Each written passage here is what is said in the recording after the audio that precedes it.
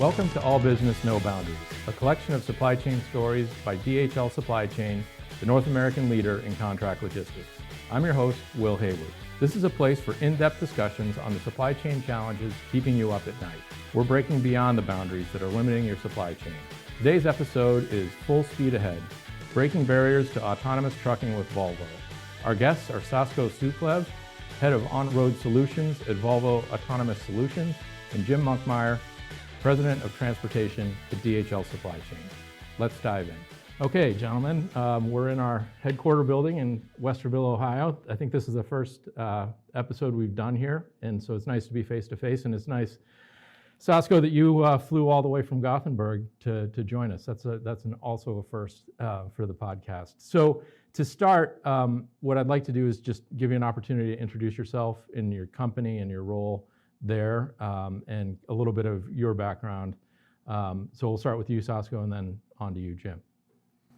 Thank you very much. Super nice to be here. Yeah, great to have you. Very excited. We have had a couple of great days together with you. So Sasko Cuklev is my name. I am heading up the On-Road Solutions organization within Volvo Autonomous Solutions.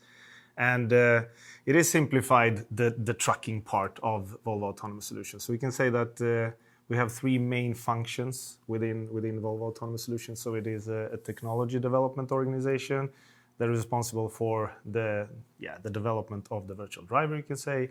And then it is two solutions organizations. So it's an off-road solutions organization focusing very much on the construction part, you can say, working tightly together with our Volvo construction equipment organization. And then it is an on-road solutions organization that I'm heading up, which is the trucking part, so tightly together with Volvo Trucks. Okay. And our responsibility is, in a way, the whole value chain, you can say, from a first customer contact, the contracting part, negotiation, implementation, operations. And then the technology organization is supporting us with the solutions for that. Got it. And how long have you been in your current role? I've been in my current role since 1st of January 2020, and that was when Volvo Autonomous Solutions was created. Mm-hmm. So by then, at that time, there was a decision taken within the Volvo Group to focus even more on autonomous. So they created a separate business area, solely focusing on autonomous. And so it is both the development and the sort of commercialization and selling of autonomous solutions. Okay. Prior to that, I was part of the Volvo Trucks organization, working with the same sort of topic. I've been working within the autonomous space since 2015. I've been within the Volvo Group since 1994, so it's quite a long time in different positions. Yeah. Good. That's a little bit about me. Good. Jim? Jim Monkmeyer, President of Transportation and LLP, or Lead Logistics Partner Services with DHL. My scope responsibility is North America for DHL Supply Chain, and it includes our dedicated fleet operations from a more of a leadership perspective, as well as our Lead Logistics Partner business, as well, and our freight brokerage. So how did we get to today? Jim, can you kind of give a backdrop on the partnership with Volvo, sort of where we started, where we are now, and where we're headed? Sure. We've had a very long relationship with Volvo. As you can imagine, DHL Supply Chain being the largest supply chain player globally, and Volvo being one of the very largest heavy truck manufacturers around the world. We have been purchasing and leasing equipment from Volvo for many, many years, thousands and thousands of vehicles. More recently, we have engaged in this opportunity with autonomous trucks. We have been looking at the industry for some time, and when we found out that Volvo was planning to get into the space and targeting North America first, we were very excited to get involved with them. Good. So how did it come to you, Sasko? Yeah, I mean, we early said that we are not doing this for like the sake of technology. We want to look into what problems are there out there and how can we solve them. And the best way to get there is to work tightly together with our customers. So we said early that let's identify what we call our key customers, a couple of them, a handful, engage with them and sort of build the solution jointly together with them, go into the transformation together with them. And when we talked about who our key customers can be, DHL was an obvious choice based on, I mean, our long relationship. We have worked together before in innovation projects. I think we share a lot of the values. So it was for us, it was a natural to initiate the dialogue with DHL regarding this. And then I would say, when we had the first meeting, you, Jim, were there, Jason, and a couple from your team. It felt like we really clicked in the way we would like to approach the area and the way forward to get to where we are aiming. Yeah, so there's a lot of industry hype in supply chain, period, these days. But I would say autonomous trucking is probably number one. Can you guys talk a little bit about that click and what were the common objectives that you sort of started out with? How do you make this concrete? How do you make this an actual real thing and not just a technology experiment or a cool thing to do? Well, I would say a couple of things that we focused on early on or noticed with the relationship is, of course, Volvo's has a history of being focused on safety. And when you think about autonomous trucks moving down the road, safety's really got to be job one. And, Volvo, they invented the 3-point seatbelt quite some time ago. They had top safety ratings for many, many decades.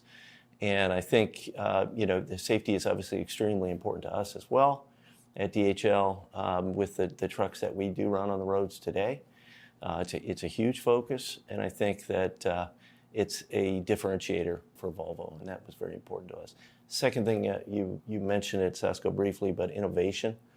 We're in this market. We know that there won't be a lot of these autonomous vehicles running on the road for some time, but we want to be there when they are available, because we see that as a competitive advantage with this product. And we'll get into that, I think, a little bit more as we talk. Yeah. But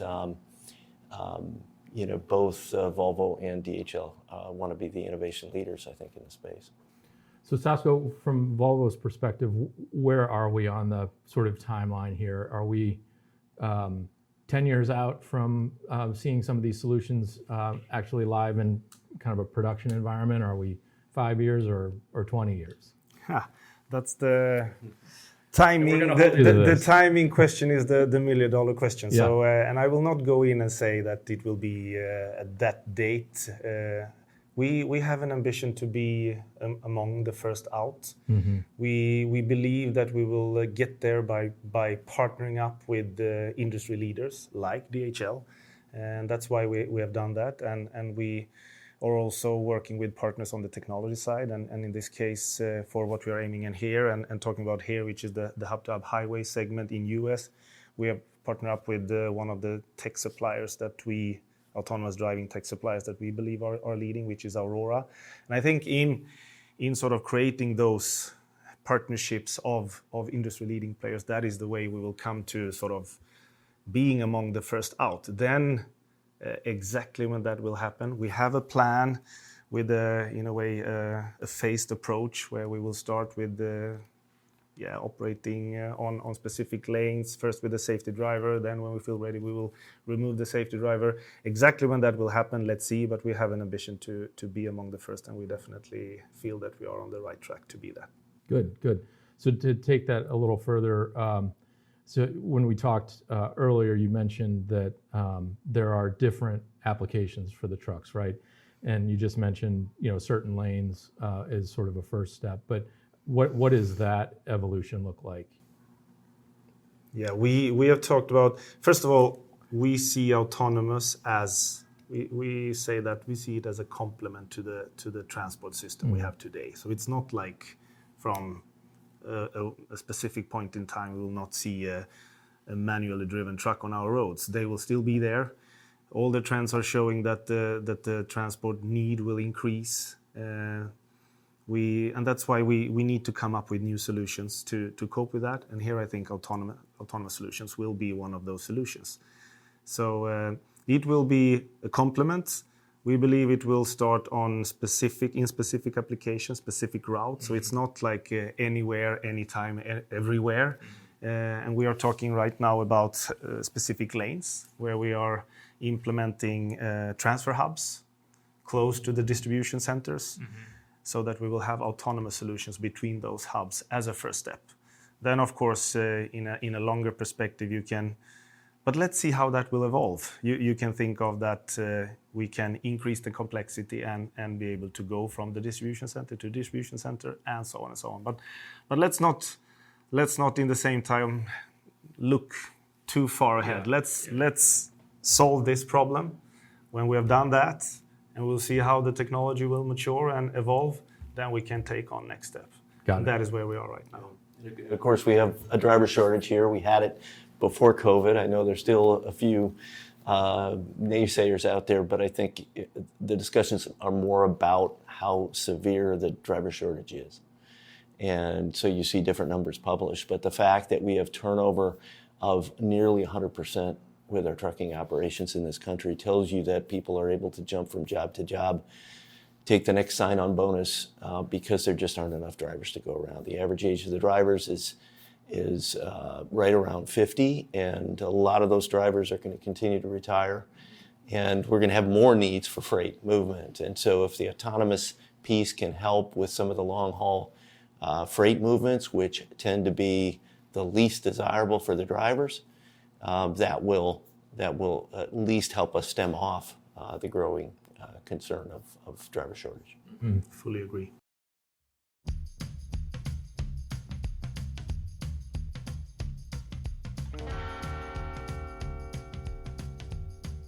Now for a short break. At DHL Supply Chain, we're all in on continuous innovation that accelerates digitalization of the end-to-end supply chain. DHL Supply Chain, all innovation, no boundaries. Learn more at dhl.com/allinnovation, no boundaries. Now, back to the episode. Yeah.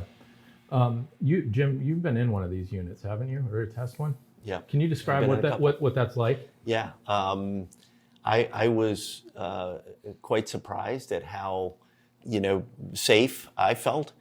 We drove both times with a couple of different vehicles in different cities. We drove for an hour, and they have a safety driver there, which legally is required at this point, with their hands near the steering wheel, their foot near the brake, and never in the hour drives on and off of very busy freeways, turning at stoplights and intersections in dense city traffic. Never was there anything close to an incident.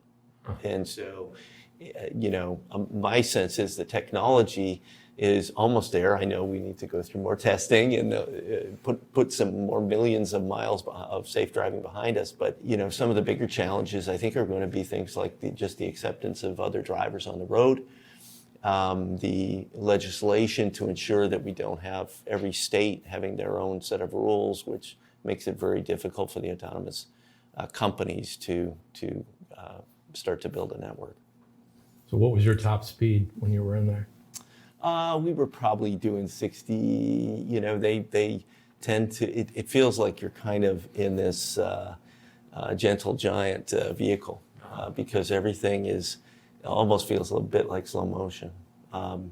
Again, felt very safe, merging into traffic and passing slower vehicles when necessary. Yeah. But they tend to go a little bit on the slow side. Yeah, gotcha. Can I add on to that? Yeah. I mean, I agree with you, Jim. We are getting closer from a technology perspective, but still there is work to do. I mean, we are not ready, and you mentioned the safety aspect as one. I mean, that is the utmost important topic we have here. So we need to have a safe solution. Then also on the truck side, I think. What we are focusing very much on is to have like an industrialized product that is ready for commercialization. So it's not only about taking a truck existing today or that you get from the factory today and then add on a driver. It is more than that. So we are working very much in getting the truck, sort of getting the redundant systems on our key systems. We talk about having an autonomy-enabled truck. So redundancy, we want to have it sort of industrialized. We want to get it out from our factory. We want to have a highly integrated solution, driver and truck, where we work tightly together on how that integration should be. So we work extremely tight together with Aurora, our tech partner, about how that integration should be. And then the truck should come out from our factory, in this case in New River Valley, with an autonomy-enabled truck integrated with the driver. So it's more or less to plug in the software and install it on the specific lane that we are aiming at. So it is a lot of work.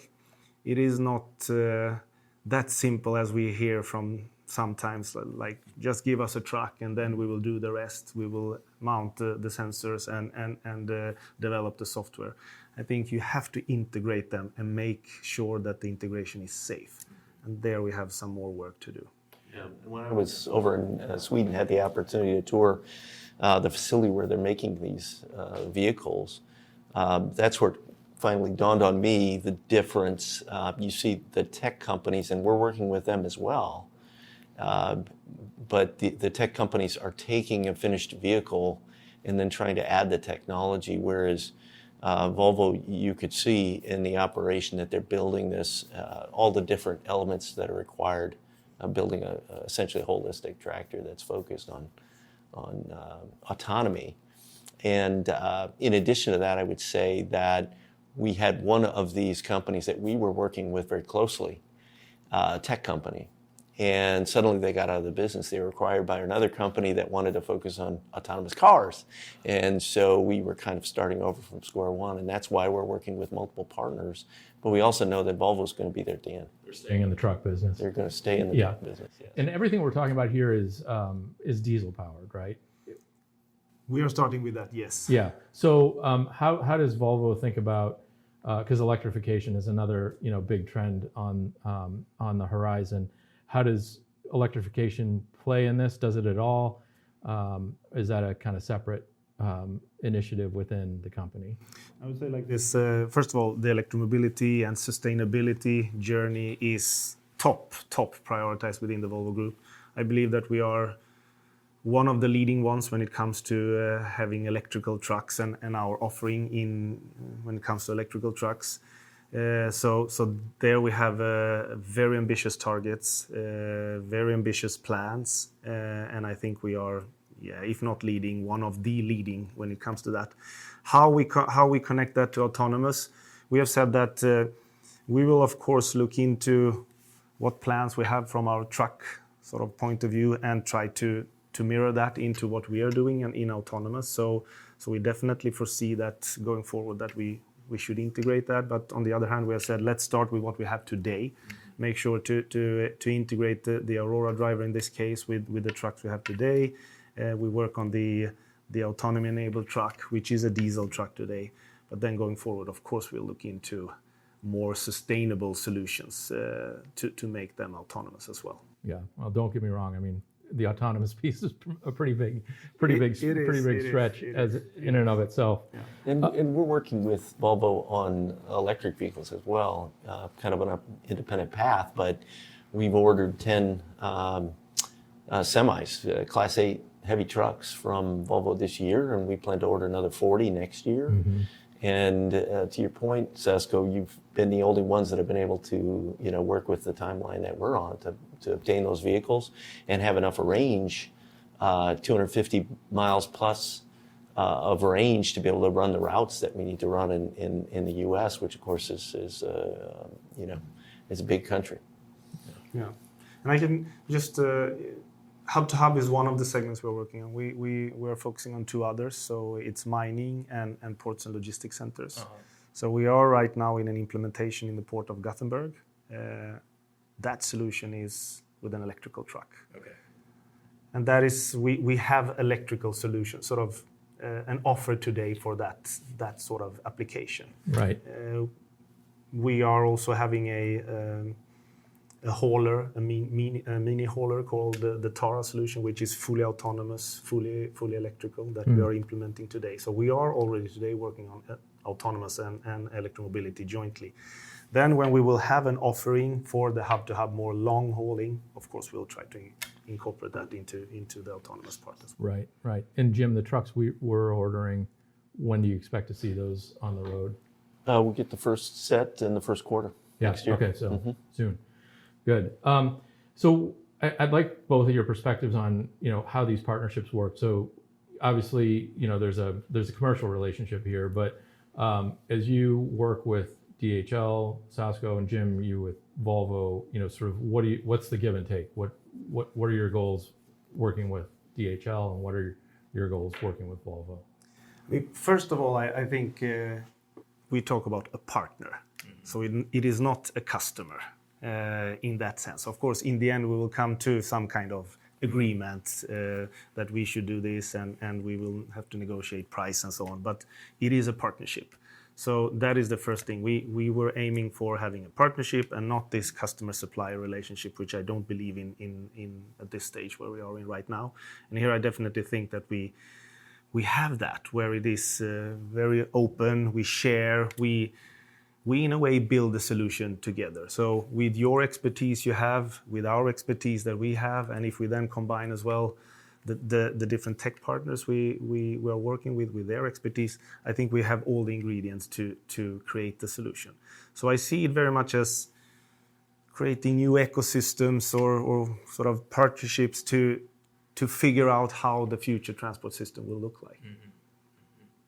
Yeah, I agree with that. I think we can really talk openly, whereas I think with the tech providers, it's a bit more of a customer, traditional customer-supplier relationship. And Volvo has a different perspective, has spoken, I think, in depth with a lot of the different tech partners out there, tech providers out there. So I think we're learning a lot more at a deeper level about where this industry is going and who the main players are going to be. Yeah, sure. I want to jump back to the drivers. So if I was talking to a driver or an average driver, what would they say about autonomous trucks? Would they be worried about it? Would they be excited about it? How would it change kind of what their workday looks like, work life looks like? I think if they aren't paying attention to the industry in depth, because it is complicated to understand exactly what's happening in the market and what the impact will be, you might have an initial concern. I think the reality is, though, that the volume of trucking, the need for capacity out there is so great and growing. While we see a little bit of a lull right now in 2022, it's going to continue to grow over time. And the autonomous trucks aren't going to have a significant impact for the next several years. What is going to happen over time is that there's going to be a shift because of this capability, that a lot of the longer haul trucking operations that are the least desirable for the drivers are the ones that are going to be the most appropriate for autonomous. The long distances, if you think about the US market, driving across the country, or the Canadian market, you have long distances, drivers get tired. It can be as much as a 2-week trip to get across the country, the continent, and then come back, find other freight and come back. These are the least desirable routes. And so by applying autonomous in some capacity over time, what we'll see is that the long-haul driver need probably will continue to grow for some time, but the regional need will grow faster because these autonomous trucks need to hand off that trailer to a driver to make that final mile, pickup or delivery at either end. So you'll see those local jobs increase, and those are the ones where the drivers get home at night. And that will open up the ability. We're trying to find women drivers. We're looking at the 18 to 21-year-olds now that we've got legislation to allow for that. And we're looking at every angle that we can to get more drivers into the market. The electric vehicles will help. They're cleaner. They're a little more fun to drive.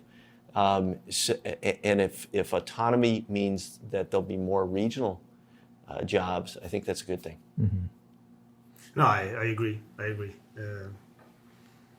I understand that they have sort of questions about it, but again, this is not like at one point in time all the manually driven trucks will be gone. It will be for specific applications, specific lanes. It is the long hauling. We have a shortage of drivers today. We believe that the capacity need will sort of increase. So I don't think it will be as sort of big problem as the drivers see. Definitely not. Okay, good. So the last thing I want to touch on is just the markets. So we're here in the U.S.